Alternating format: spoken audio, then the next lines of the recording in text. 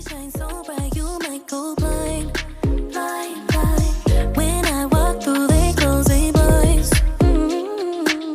I'm gonna show off, I know it's time. I am my price, don't it look nice? You look nice, don't it? I bet we could roll out. When I show up, I show out. Didn't know then, but I know now. Best kept secret, but you know now. Take a look what I started. Know it right when I found it. Eyes on me 'cause I can.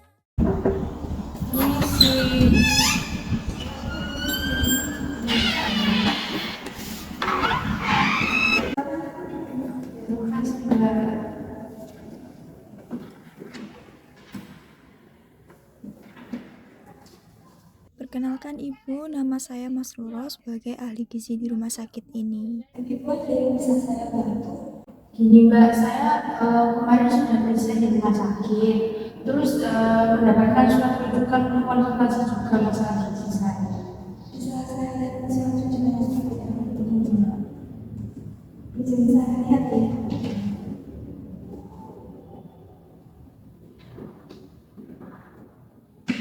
Berarti usia 24 tahun dan diagnosa kanker benar ya? Iya Mbak. Baik, kita akan melakukan asesmen terlebih dahulu. Saya akan bertanya beberapa pertanyaan. Mohon dijawab yang sejujur-jujurnya agar datanya akurat dan data Ibu akan saya jaga rahasianya. Iya Mbak, nanti saya jaga sejujur-jujurnya. Baik, untuk kesehariannya Ibu sebagai apa? Kalau kesehariannya saya cuma ibu rumah tangga Mbak. Ya biasa nyapu, ngepel, bantu di rumah itu saya ngurus suami saya sama dua anak saya yang masih SD sama SMP. Itu aja sih Mbak. Lalu untuk tidur dan olahraga itu bagaimana? Kalau tidur itu saya cukup sih Mbak, 10 jam sehari. Terus kalau olahraga itu saya cuma 1 kali seminggu sih Mbak. Baik, kita lanjut mengumpulkan Ibu untuk mengetahui status gizi Ibu. Bisa minta tolong untuk berdiri sebentar Pak Ibu.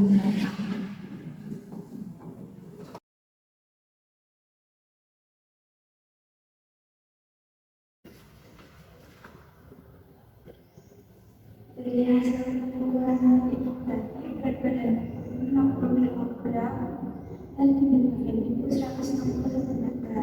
Jika dilihatnya berat badan Ibu ini termasuk dalam kategori berat badan.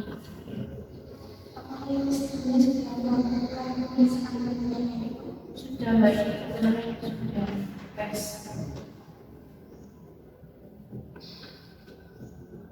Dari hasil pemeriksaan tertulis jika berat badan Ibu dan kadar Ibu rendah. Lalu untuk kadar puasa, kadar gula darah suatu dan IgG tinggi. Apakah Ibu memiliki riwayat penyakit keluarga? Kalau riwayat penyakit keluarga itu ayah saya itu ada diabetes mellitus terus sama hipertensi. Terus kalau ibu saya itu kalau ada luka itu susah Mbak sebetulnya lama. Lalu apakah Ibu juga memiliki riwayat penyakit sendiri? Kalau saya itu dulu tahun 2012 itu pernah pneumonia karena stroke. Terus kalau sekarang itu hipertensi sama mah. Kita lanjut Ibu untuk makan Ibu sehari bagaimana ya? Kalau makan itu ya kayak biasa 2 atau 3 kali sehari itu. Tapi selain itu juga saya suka nyemil sih. Karbohidrat yang biasa Ibu konsumsi apa saja ya? Dan berapa persennya? Kalau karbohidrat itu ya cuma nasi sih Mbak. Itu biasanya 1 centong 100 graman gitu lah.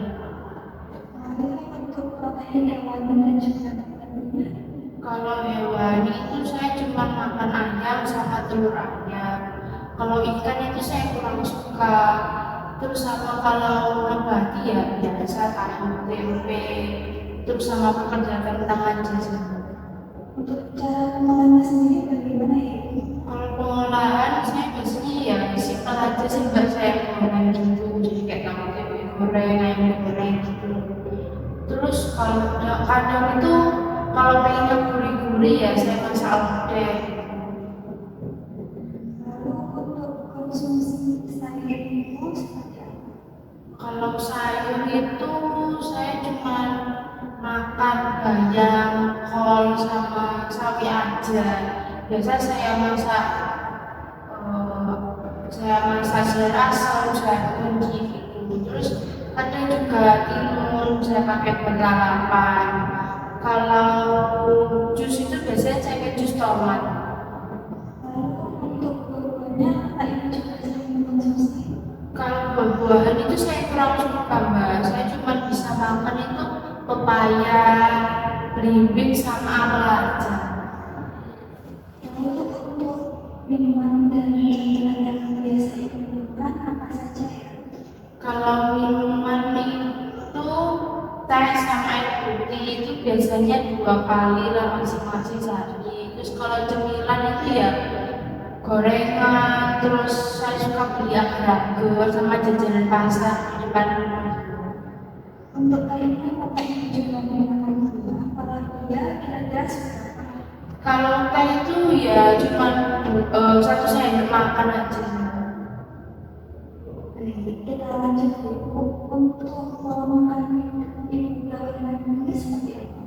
Kalau makan itu akhir-akhir ini tuh saya suka mual gitu mbak, mau muntah rasanya. Jadi kalau makan itu sering gak habis.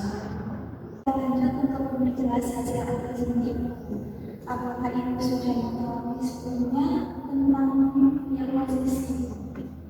Kalau diagnosis itu katanya dokter kemarin itu karena konsumsi lemak yang berlebih. Baik, benar sekali. Kira-kira dari riwayat makan ibu apa yang menjadi penyebab utama penyakit ini? Mungkin karena saya suka makan makanan yang digoreng ya mbak, jadi minyaknya mungkin banyak gitu. Nah, jadi saya merekomendasikan agar ibu melakukan penyesuaian pola makan dengan diet kelompok. Jadi prinsipnya itu harus mengurangi asupan makanan jenis berlebih. Ibu juga harus mengurangi konsumsi makanan dengan gula yang tinggi agar gula darah ibu tetap terkontrol. Jadi fokusnya ibu mengonsumsi makanan dengan tinggi serat dan juga protein hewan yang sehat. Jadi pengolahannya bisa jangan goreng ya. Baik, saya minta maaf untuk memenuhi kebutuhan ibu ya.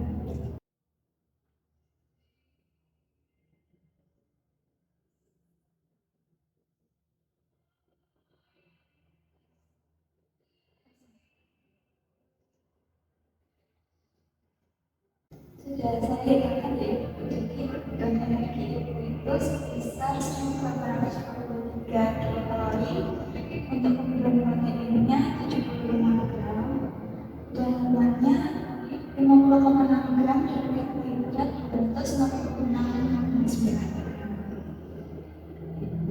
Tadi banyak udah menjelaskan ya makanan yang boleh saya konsumsi itu apa aja.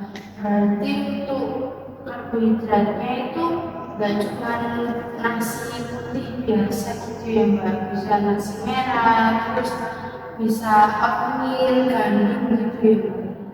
Iya, benar. Ibu juga bisa mengolah karbohidrat dari buah. Lalu untuk proteinnya tadi kan saya nggak suka konsumsi ikan, mungkin saya bisa mulai belajar makan ikan gitu ya mbak, biar proteinnya tambah. Terus juga konsumsi daging terus sama telur ayam. Iya, benar. Tapi untuk dagingnya, untuk ingat jangan menggunakan kulitnya. Terus saya kan juga suka masak, dan masakan saya itu biasanya goreng-gorengan. Itu untuk mengganti minyaknya mungkin saya pakai minyak yang sehat gitu ya mbak, pakai olive oil gitu. Iya, benar. Tapi untuk cara pengolahannya sebisa mungkin jangan menggunakan refined. Untuk sumber lemak lain, ibu juga bisa mengolah dari sumber